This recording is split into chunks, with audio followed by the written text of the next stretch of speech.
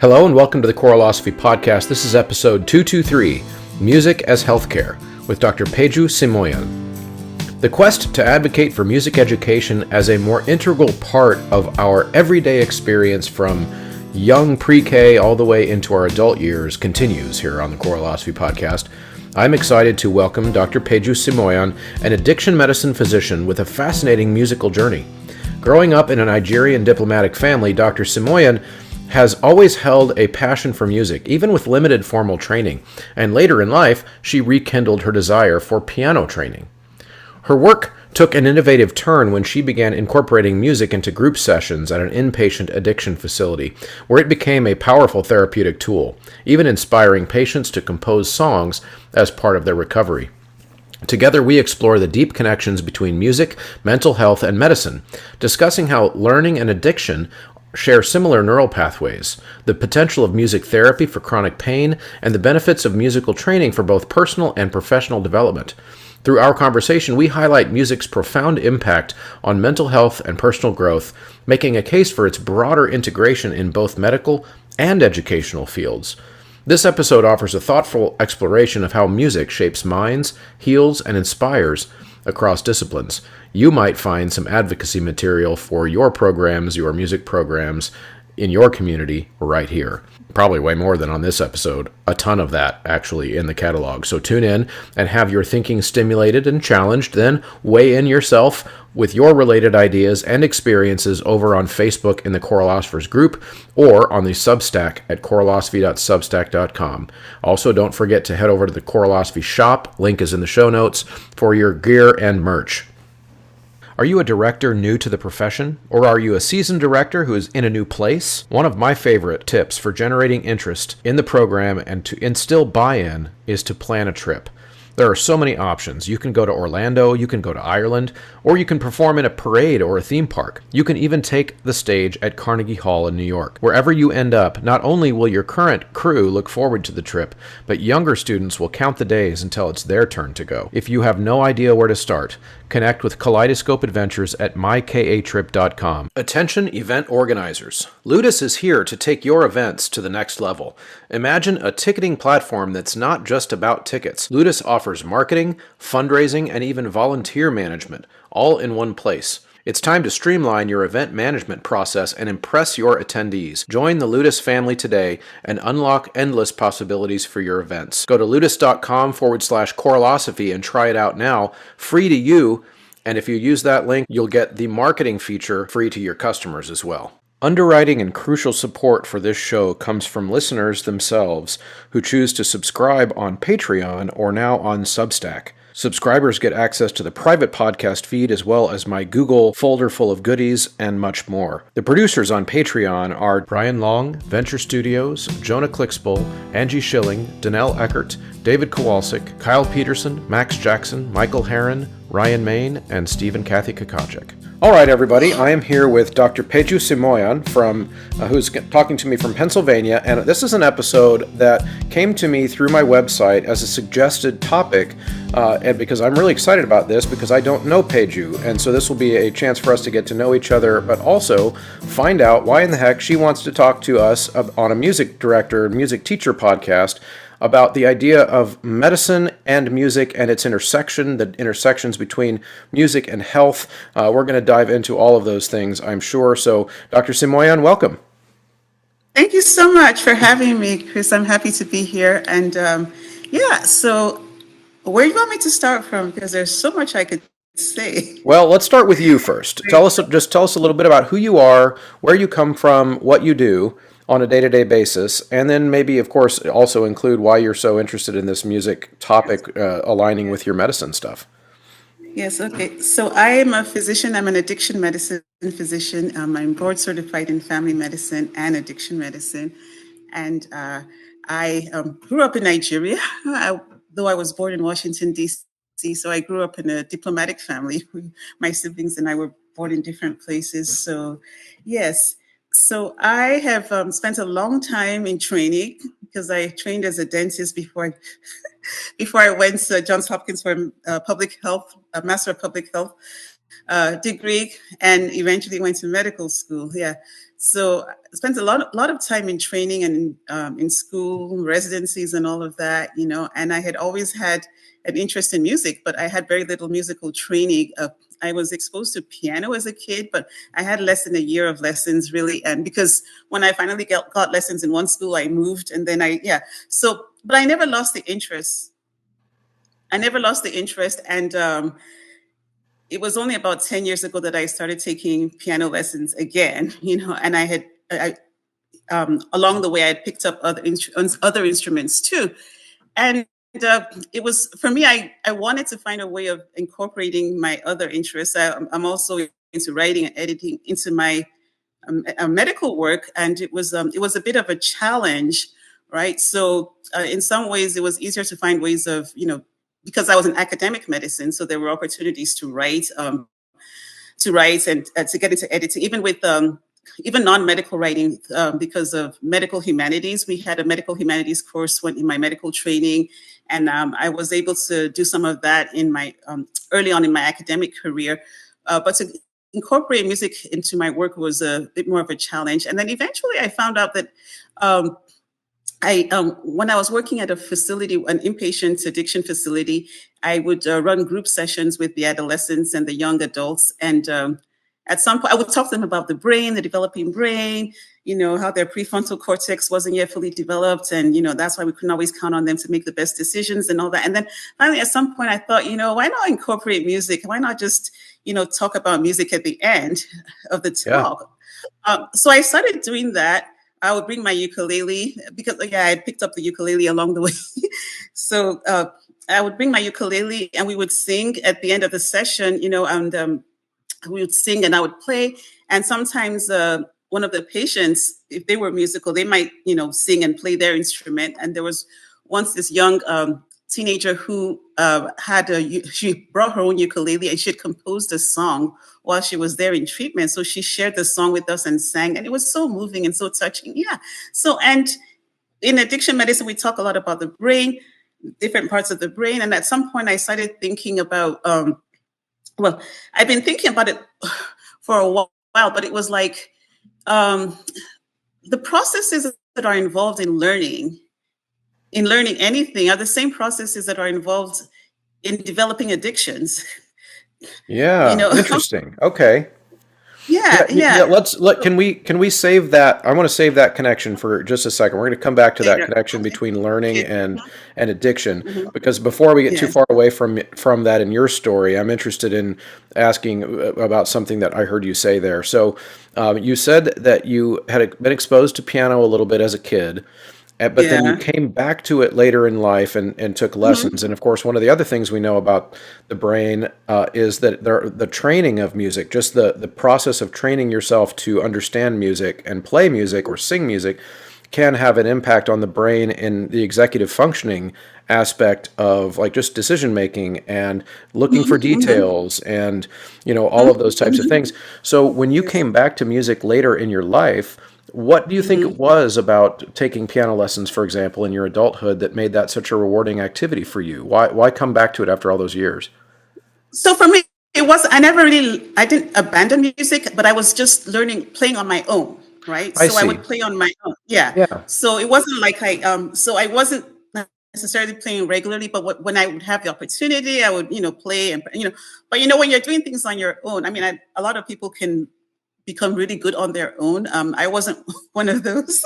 Right? Yeah. So for me, it's like I feel like the interest never left me. It was there somewhere, and at some point I remember after my MPH, before I went to New York for my dental public health residency, I remember I was staying with friends in a house and there was a guitar lying around and nobody played it. So I picked it up and I started teaching myself chords, and I realized that, wait a minute, I don't really have to I don't really have to know that much. I can just play a few chords and I can accompany a song. And then it suddenly struck me that, I could do this on the piano as well, because Hmm. I was never good at sight reading. Obviously without the consistent training and everything. It was like, I could do this on the piano as well. Why didn't somebody tell me that before? So that's another thing too. It's like, getting back to the educational system, often kids are taught to do things in one way, as opposed to being exposed to different ways of doing the same thing, and I feel like if I had understood that, if I had understood a little bit about music theory and how chords are built and stuff like that, I would have made much more progress on the piano, much earlier than, but eventually I did get, did start getting taking lessons again, and I eventually found somebody that was a good teacher, a good fit for me. But it's interesting that, my learning to play basically teaching myself the guitar, influenced my understanding of the piano, and then I started reading about music theory on my own and learning about that, and then eventually I picked up the ukulele, you know, um, Mm-hmm. and that's and it's even smaller and more portable than the guitar. So now I play mostly ukulele and piano. But if I have to go somewhere, it's easy to just take my ukulele with me. You can't just pack up a piano. Right. Yeah. With you. Now, okay. Yeah. So this is interesting because another thing that I found. So, of course, I'm a music teacher. That's what Yeah. I do. That's what I do every day. And so, some of your commentary and your story just really piques my interest because, of course, I see so many students come through, and I've taught probably 3,000 kids over the course of my life. Wow. And what's interesting about your story is that you said some people can learn to play, and this is true of singing too. Can learn to play and do music really well on their own. And you said, I am not one of those people. You needed Mhm. that instruction. But what I will tell Mhm. you, I will tell you that you are weird. And here's what I mean. Why? Here's what I mean. In a good way, by the way, weird in a good way. Most people who try on their own and don't find themselves to be good at it just quit. Like Yeah. Yeah. they don't ever seek ace. I actually I just need training. I need to, and I wonder, do you see that as a personality thing for you? As a part of what being a doctor means? Like you have to just have that all that grit. Totally. I think you hit the nail on the head. And Hmm. I think a lot of it is just, I think a lot of it is my personality.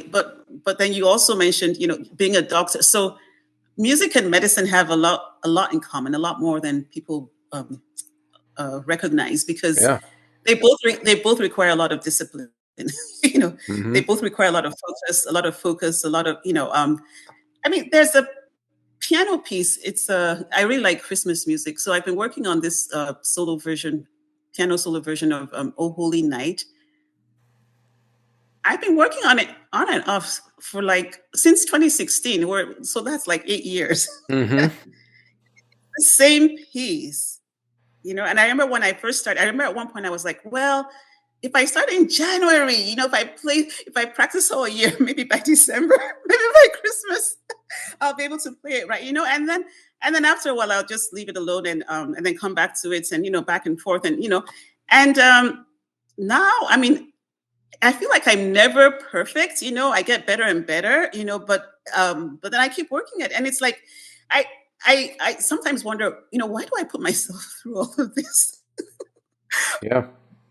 Now, I keep what do you trying. think the answer is? What do you think the answer is? Why do you keep putting yourself through it? I think it's internal motivation, Mm. uh, Hmm. internal motivation, passion, just the way I'm wired, and again, just having to get through. I mean, I went through dental school and medical school, and in between, Wow. master of public health. I did residencies in all three, so it's like, yeah, and Do you think some of it is that you enjoy the challenge? I think so. I think so. Yeah. Yeah, Some of it, yeah. I'm gonna clip that part out of this episode and just show that to my students. I'm just gonna show like because Yeah, sure. that is really why we teach. Like that's why I teach music. It's because I want kids to understand that this is hard, and it's because it's hard that it's valuable to you. Like Exactly. that's what it is, and you've got to be pretty smart to do medical school, and you've got to be pretty smart to do dental school, and so sometimes, and I've actually noticed this over my career, is I've noticed that sometimes very scientifically smart people are attracted to music because Yes. it provides a different type of challenge for their brain Mhm, than mhm. the other type, and they really like that. Is that something you've experienced? Oh, yes. Oh, I think you made me think about the whole left brain, right brain. I think that Yeah. that's a myth. And I like to say that we have one brain, and left and Mm-hmm. right are supposed to work together. Are supposed to work together. All right. So yeah. So you are definitely right. There are a lot of scientists and physicians who are very, very into music, and if we can go back to the medical piece Yeah. for Mhm. for minutes here, I'm a member of the Music and Medicine Committee of the American Medical Women's Association, and we just this last September we were at a conference in Berlin. The International Association of Music and Medicine organizes conference in Berlin, and so my colleagues and I presented, and the chair of our committee. Her name is Dr. Mary Roro. She plays viola and violin. She works with veterans. So she's a psychiatrist. She works with veterans dealing with PTSD and other mental Mm. health issues, and she incorporates music into what she does. And she, as a young child, was exposed to. Well, actually, she started playing violin as a young child, and her mom would take her to nursing homes, and she would play for patients. And then there was one incident where this one patient who was very depressed and who had cancer and who hadn't spoken for weeks. And when Mary played her violin, she opened up and started singing along, and that experience really made an impact on her. And she, at that point, determined that she was going to, I guess she already knew she wanted to be a doctor, but she would incorporate music into her medical work. And there's so many stories like that about how music helps a person who maybe wasn't talking before to start talking. Um, there's that kind of story. There's also stories where music is actually being used as an intervention Yeah. to Yeah. treat conditions like Parkinson's disease, multiple sclerosis, and there's all kinds of research going on. Yeah. And then another of my colleagues, if I can throw in another quick story, Yeah. Dr. Shadell Ross, she's another member of our committee, and she, at the age of 6, she said she wanted to be a singing doctor. And then, yeah, that's what she said she wanted to be. She has a beautiful voice. She sings opera, and she's just amazing. So she became a doctor, and then somehow the singing part got pushed to the back burner. Yeah. And then she became an anesthesiologist. Now she works in palliative care medicine and hospice. But at some point, she was really, really feeling burnt out. And burnout is a big problem, among healthcare professionals, which is another reason why we need all these outlets. But anyway, we can talk about that later if we Yeah. have No, time. true. But so, yeah, so she was feeling very burnt out in her work as a physician, and she decided to take time off and spend time reflecting. And in reflecting, she realized that, she needed to get back to the things that brought her joy, Yeah. like music and, Yeah. and specifically singing. Yeah, and so isn't it interesting that by doing the things that bring us joy, we can be better doctors or better professionals? It's Yeah. not being selfish, but it's part of self-care, recognizing the things that bring you joy are the very things that might help you be a better doctor or a better teacher or whatever it is that you do. So Yeah. so she went back to work, went back to practice, and then one day she just thought, I wonder what would happen if I sang at the patient's bedside. And then she had the opportunity. She had a patient who had he was dying from cancer. I think it was colon cancer, and he had been a professional jazz musician. So his dying wish was to have a bedside jam. Mm. Yeah. So and his doctor was a singer, right? Yeah. So she got her friends together. Somebody played the trumpet, somebody played the saxophone, and she sang. And then they gave this patient his dying wish. And a few days later, he was gone. Yeah. Yeah, Yeah. and now she incorporates music into her work regularly. Yeah. Yeah. It's profound, and there are so many stories. I'm curious. Have you come across many music therapists in your medical world? Don't forget, it pays to listen to this show if you are a music educator. The list of discounts and benefits for listeners just keeps growing, so your checklist for back to school means getting your sheet music at graphitepublishing.com or endeavormusicpublishing.com, sight reading materials from sightreadingfactory.com along with your student memberships every time you renew, acquire folders and other classroom materials from mymusicfolders.com, and now, most recently, your subplans, your ready-made activities and assessments related to music theory can be generated for you with your 3minutetheory.com membership. All of these great vendors accept the Choralosophy discount code when you check out, you're going to get money saved for your program that helps you take your school year farther. So make sure you hit all of those websites, and it supports this show. Yeah. So I've not many, but I've met some. I've met some Mm-hmm. music therapists. Yes, as a medical student, when I was that was many years ago in at Penn State Hershey, we had a music therapist there. But actually, at the conference I just mentioned in Berlin, I met a music therapist who's actually in Philadelphia, a little over an hour away from me at Drexel. I have an adjunct faculty position with Drexel, but we have a campus here in Reading. So this person, her name is Joki Bratz. She's at Drexel, but I had never met her. We met in Berlin. So it's like, yeah, we're That's a funny. little over an hour away from each other, Yeah. but we have to go to Germany to meet. Yeah. And she has a music and creativity lab. They're doing some amazing research, looking at using music interventions to treat chronic pain, for example. And if you think about I think the estimate is that we're spending like over $500 billion on chronic pain a year. There are a lot of surgeries, all kinds of procedures and everything, and many of them are just not effective. The patients still have pain, even after all of that. And then we have an opioid epidemic as well. So if we could figure out how best to use music to help patients, I'm not saying that music alone is going to take away their pain, but we could very likely reduce the amount of pain medication that they're taking, and probably reduce the number of surgeries as well. I was listening to Dr. Daniel Levitin, who's a neuroscientist and musician. Yes, I've Do heard you of know him. him? Yeah. Yeah, Yep. yeah. I think his most recent book is I heard there was a secret chord. I'm not sure if that's the yeah. exact title. I don't know that one. It has secret chord in it. I'm not sure, but it's from that song. Yeah. Anyway, so and he was saying that when you look at the impact of opiates versus placebo for chronic pain, the opiates are about 40% effective, and placebos are about 38% effective. So there's very Yeah. little difference. Yeah. So so if we can find ways to use music effectively to treat pain, if we can show that it works, and it's cost effective, it's not invasive, so why not? We could probably save a lot of money and also help a lot of people. So so it's interesting. So there are music therapists that are doing a lot of amazing work and research as well, and we definitely need that, because for us to be able to say this is what you need to do, we need to know that it works, right?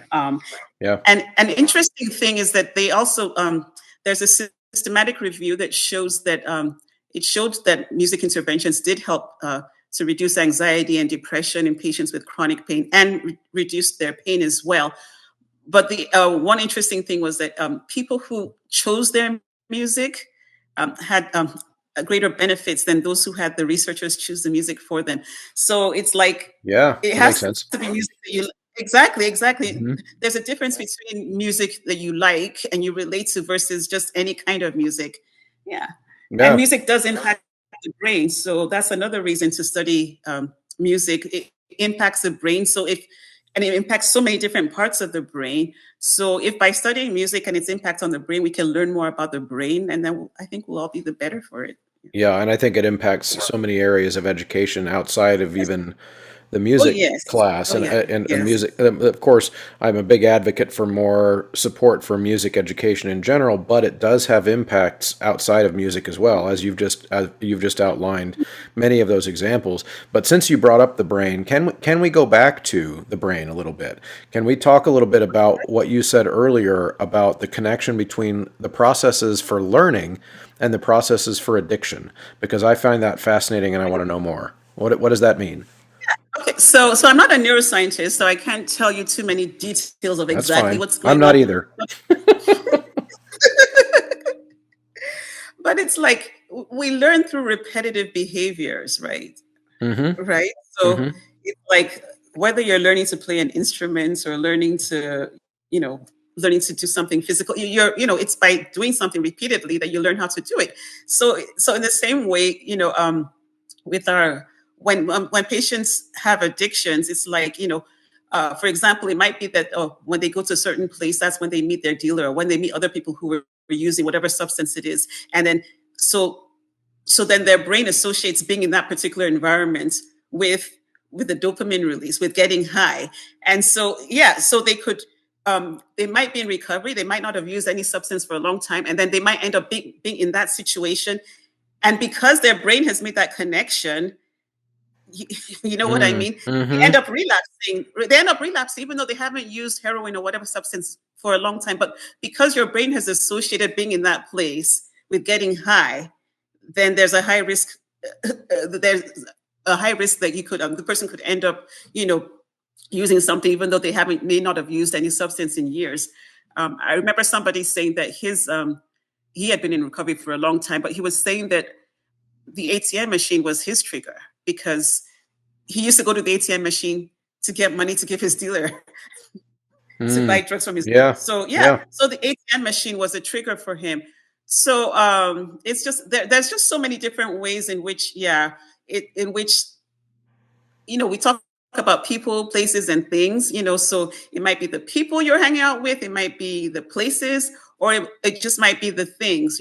But again, when you do things over and over again, they become, learned behaviors. And that's why in my field, we try and train our patients, encourage them to recognize what their triggers are and to learn to avoid those triggers. So Yeah. yeah. Yeah, so it sounds like almost trying to think of other examples of this from the learning side of that.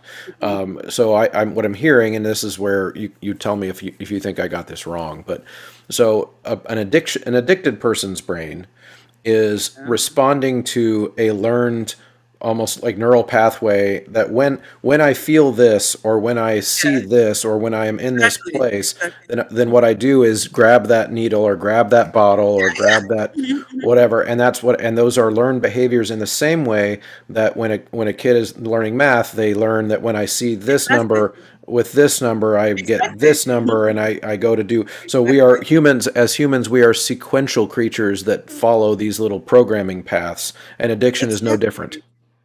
Exactly. Exactly. Okay. Exactly.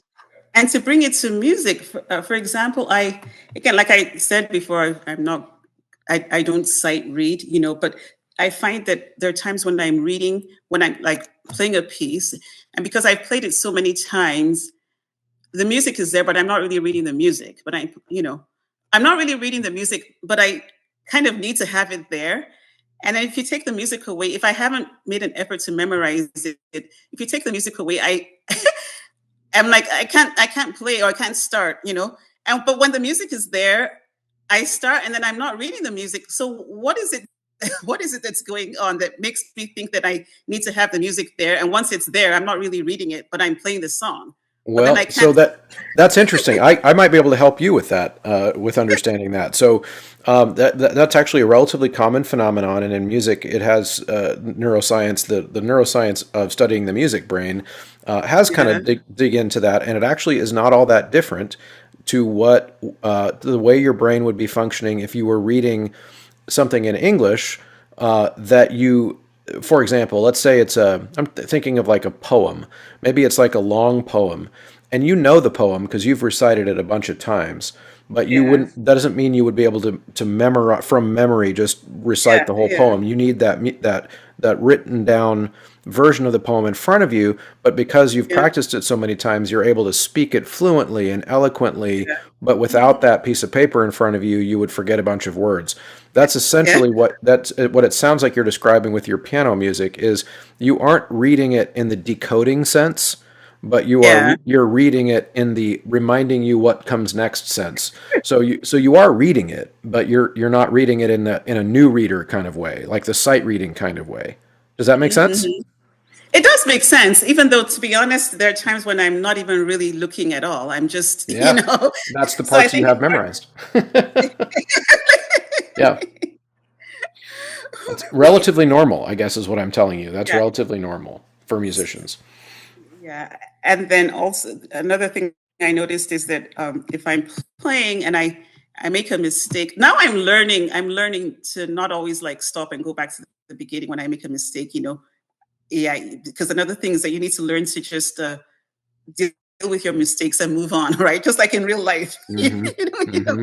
you learn from your mistakes and you move on. But I noticed that what often happens is that if I make a mistake, then after that it's like, because the next finger didn't get the right cue, then that gets messed up too. You know what I mean? It's like it really messes me up, and I think it's because of the yeah, because like let's say I play a note with my third finger, and then my fourth finger is supposed to play the next note, but because it didn't get the right cue, Yeah. then it doesn't know what to do. And again, in addiction, we talk about cues, things that act as triggers, and are risk factors for relapse. So Yeah. it's like, yeah. So it's just I just find it very fascinating, going back and forth between how the brain works in these different areas of life, and yeah, I find that there's so much overlap. That's interesting, and I do have a couple questions, if it's okay, about those overlaps again with the way you have to think through the music that you're trying to learn, and figure out those sequences, and when my third finger does this, and how do I get across to where my hand has to change positions, and etc. Like, these are the things that pianists, I mean, when you're playing piano, you have to sometimes go very slowly with those things until you can move more fluidly. Now, what are the connections again to your medical training? Mhm. Like, I've never done medical training, but I can imagine I've taken science courses, and I've taken classes that I would consider more and more complicated than some others. Do you feel like if you could go back in your life and get more of that training for music that you said earlier that you didn't have as much of when you were younger? Is that ever something you regret? Do you ever think, I wish I could have gone back and done more music, so my all of this stuff would have been easier, my brain would have been stronger, etc.? Do you ever think about stuff like that? Well, I mean, I guess for me, I would have loved to have had lessons continuously growing up, but I also, there's a part of me that also is very much a self learner, an independent learner. Yeah. So Hmm. so for That's years valid. when I was just playing on my own, I didn't really realize, and then again, I didn't think of myself as a musician. I didn't think that I would ever really be that good. So I kind of didn't really, I guess I just didn't, I just figured that, what you need to do is to practice. So just practice, practice, practice, just practice and then, but I realize now that, when you're practicing without somebody to show you the mistakes that you're making and everything, then you don't make as much progress. Right. And you don't make as much yeah, and again, it makes a difference having a teacher who really knows, who really understands where you are and what you need for your level of training or your level of development, whatever you're doing. So for example, the teacher I'm working with right now, um first of all, I have issues with rhythm. I have issues with rhythm, so he makes me work on my rhythm in his presence. you Yeah. know Yeah. and that's something that I didn't have before. Well, another thing too is that I guess in the past it was like, oh, she's a busy doctor, she's just doing this for fun, whatever, just you know what I mean. So he didn't want to challenge you in that same way that he maybe might. maybe Yeah. Yeah, but the current teacher I have, and then his lessons are also an hour long, not half an hour like other some of my other instructors. So yeah, he makes me work on that, and then he gives me all these little tricks and things. I mean, things that I didn't have before, just, like helping me to recognize patterns, maybe that I didn't recognize before, and things that will help me. Like, for example, he's a piano teacher, right? But I was practicing for a performance where I was going to play the ukulele. So I was singing and practicing the ukulele in front of him, with him. And then it was Bridge Over Troubled Water. That was the song. And for example, and he was trying to get me to memorize the chords, and that's something I have issues with too. It takes a lot of effort. And then, you know, I will lay me down, and he said, okay, so lay, when you play lay, that's the A chord. Little things like that. So each time each time if I'm struggling to remember, I would just, okay, lay A. you know, Yeah. little things like that that's might seem very minor, but it really, really helped. It really, really helped, and yeah, and then just so many other ways in which he's just helped me to recognize things that are helpful in terms of my performance, and Right. so finding the right mentor really does make a difference. For And he also sure. seems to understand um, a little bit about how the brain works, Hmm. as well. And music And I teachers, yeah, music teachers really should know that. Of course, Yeah, I think any teacher should know that. Um, exactly, but yeah, exactly. that's important. So I know that one of the things that you do care about a lot is kind of advocating for the educational system to include music Mhm. education and all those types of things as well. Of course, you're preaching to the choir Yeah, here, metaphorically yeah. about that. But why don't and I think correct me if I'm wrong, but haven't you even written like a book or something about or with music stuff? So, okay, so I've written books, not about music, but my current book, I might as well talk about it now since we're talking Yeah, about books, is about the stories behind Christmas carols. So it's about music, but it's about I see. the historical background Hmm. of 13 Christmas carols that happen to be the Christmas carols on a CD I recorded last year. Yeah. Oh, So fun. it's like, yeah, yeah. So I played my best for him, and that's from The Little Drummer Boy. That's the title of the book. And it's the inspiring stories behind The Little Drummer Boy and other Christmas favorites. Yeah. And I Oh, have cool. some other books where I've combined my photography, because I'm into photography as well in my writing. But, back to, so, oh, wait. Before we mention the books, what were you asking about? Well, I Sorry. wanted to talk a little bit about because I was interested in kind of what angle you were writing the music, but also part of that was you care a lot about music and education, Yes. and so Okay. Thank you. maybe if this would be a good way to jump into that and let you respond to it. Let's say somebody you're talking to someone or advocating to someone about how important music would be in school. What would be your pitch? How would you sell that to somebody? Okay. Okay. Oh my goodness. Music does so much for the brain. Music training does so much for the brain. And when kids are younger, it's much easier for them to learn, right? Their brains are still developing. In fact, so it's easier for them to learn when they're younger. That doesn't mean we can't learn as adults, Right. but there's a very strong case for starting early.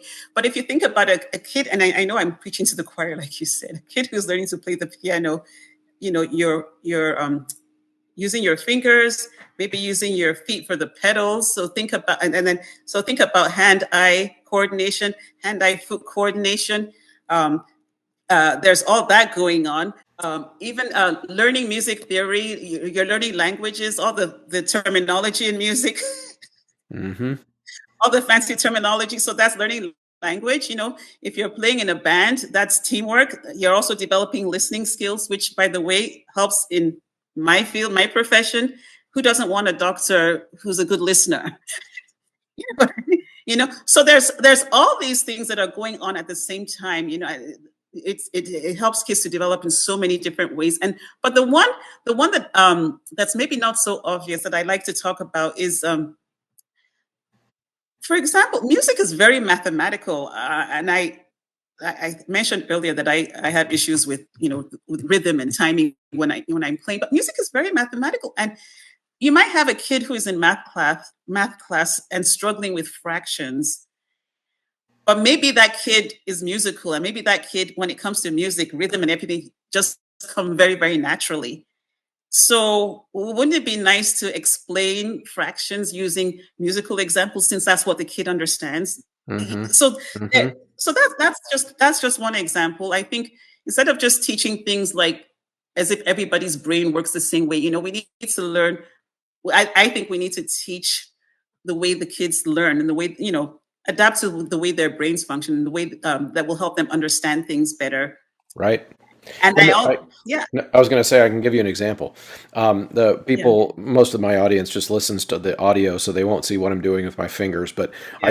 I do an exercise like this in class where I hold up two hands, and I keep a steady beat, and I usually tap something on the floor, and I hold up a number with each hand, and I tell them I don't give them any other instruction, but I say make a noise that divides this beat that you hear by the number that you see, right? So if they see Wow. one, they have to like do a clap or a snap with Yeah. like that. And then I might change the number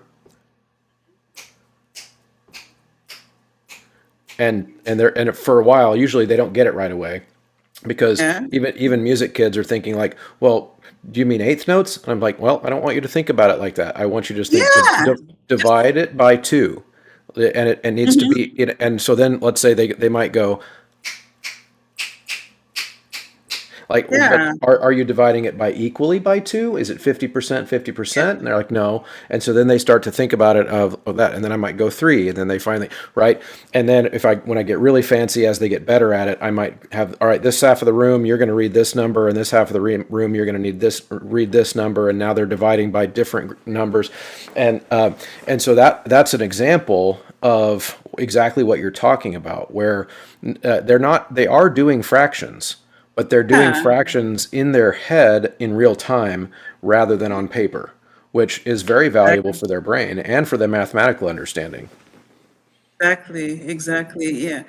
Um, and another area, because as an academic physician, most of my career has been in academic medicine. I'm, interested in how we can apply some of these things in medical education as well. Hmm. Um, Hmm. so, for example, I thought about how about when you're teaching about the heart rhythm, lup, dup, lup, dup, lup, dup. What if you just brought a drummer in to just tap out the heartbeats? Just for fun. Oh, just as if one lup dup lup dup lup dup, and then lup lup lup dup. The extra heart sounds, S1, S2, S3, the fourth heart sound, and just tap out the rhythms without even Yeah. saying what you're doing, and then afterwards say, by the way, this is what we were doing. Those were normal heart sounds, lup dup lup dup. Then this Yeah. was the third heart sound, lup dup. And this was the fourth.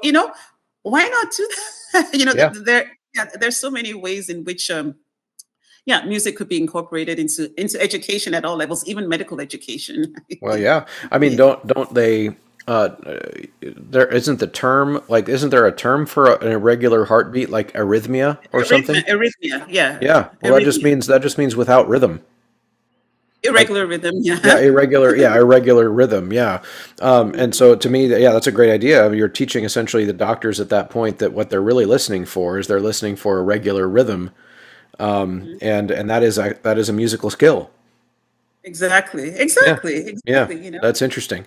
That's very good. Okay. So, let's, before we kind of wrap this up, because this has been really, really interesting, what I'd like to do, kind of as our last little area to explore, is that Yeah, we think about like, the future of medicine, medical education. You are now the Queen of the United States.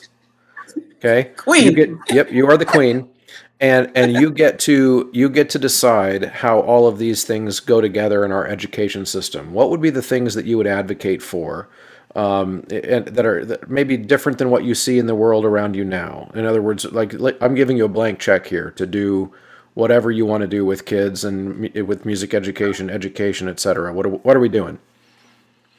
So I would love to make music accessible to everybody, Hmm. everybody, not just some, and to be an integral part of the educational system, right? So not just something you do as an after-school program, not just something for rich kids whose parents can afford it, but Yep. something that everybody has access to, and something that's incorporated into the curriculum. And ideally, kids should be able to try out different instruments and find what's a good fit for them. And I don't want to say that they should just necessarily make the choices on their own, because kids don't always know what's good for them, right? Right. Yeah, for Right, sure. right. Yep. But at least, but with guidance, guidance from teachers, people who maybe their parents, if their parents are knowledgeable, but give them the opportunity to explore different instruments, and then to decide what they want to focus on, and make it fun and relevant, and yeah, and then and help them to understand that you know this is helping your brain to develop. You're developing skills that will be important that you'll be able to use in other subjects too. You're helping your brain to develop in a way that's going to be useful for your other subjects. I guess that's probably more for the administrators and the policymakers. But if kids understood that too, depending on what age too, they might appreciate that. Okay, it's not just about um, learning this instrument so I can play in band for a year, and but it's more about uh, my overall development as a person. Yes. And as And a like I had learner. mentioned, and like I had Hmm. mentioned before, the teamwork, the hand eye foot coordination, and all those things. They're all an integral part of development, and those are things that music can really help us with. Yeah. So if we stop seeing it as something that's extra and something that can be cut when there are budget cuts, but something that's integral and it's important, and everybody should have access to it. Well, I would vote for Queen Peju then because that sounds like a great idea. And correct me if I'm wrong, but it sounds like, and I think you would be a really good example of this, of music education, not for the purpose of becoming a professional musician. In, oth- in, Exactly, in other exactly. words, in other words, we have this epidemic in the United States of, well, I don't want my kid to do music because they're not going to do it for a living. Yet somehow they'll drop 5 grand on a competitive sports team that they're not going to be a professional athlete either. You know, Exactly, exactly, so yeah, it sounds exactly. like that's kind of what you're explaining because you're an example of that in the real world. You're a medical professional, but music is an enriching part of your learning experience that even in your adult years you are still learning through that process, right? Exactly, Yeah, exactly. yeah, that is awesome, and I think that that's such an incredibly important message. And of course, when I made the joke earlier about preaching to the choir, my audience knows these things because they preach these things in their schools. But I think what the reason I was really interested in having you on the show to have this conversation is that what we need are more people like you telling your story about how important music is to you as a non-professional musician. So because people oftentimes don't see it. They don't see that that's important unless you're going to do it as a job. Thoughts about that? I totally agree with you. I totally agree Mhm. with you. And that's part of the reason why I want to be out and about Yeah. sharing my Yeah. story. That's Yeah. great. It's beautiful. Um, And where do people go to find more of your stories and your books and those kinds of things? Where should people go to find you? okay, thank you. So my website is thedoctorwriter.com. www.thedoctorwriter.com, and there people can contact me, but there's also information about my book, and my books are on Amazon. The latest one, the one that's about the Christmas carols, the drummer, the I played my best for him. Uh-huh. That is actually uh going to be available. It's going to be released on the 18th of this month, but it's available for pre-order on Amazon. So I think I sent you links that people can use to access it. Yeah. Yeah, So that's and great. And I will put those links in the show notes of the episode as well. thank you, But for the thank you people who so only much. listen, for the only people who only listen while they're jogging or driving in the car, I always like to have the guest like say it on the show so that they can find that stuff. Yes, Well, Dr. yes. Simoyan, this has been really, really fun. Thank you so much for joining me.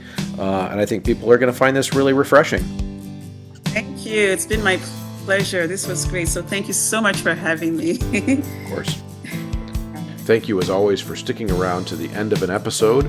If you are still listening, that means you're one of the people who are MVPs of the Choralosophy podcast, the people who stick around to the end. Of course, the ways to help are to use the Choralosophy promo code at sightreadingfactory.com, mymusicfolders.com, 3minutetheory.com, EndeavorMusicPublishing.com, GraphitePublishing.com, and of course you can join the Patreon. Link is in the show notes. You can also subscribe at Substack and chip in a few dollars a month there. All of those things are great ways to help, and of course like, share, leave comments, be part of the conversation.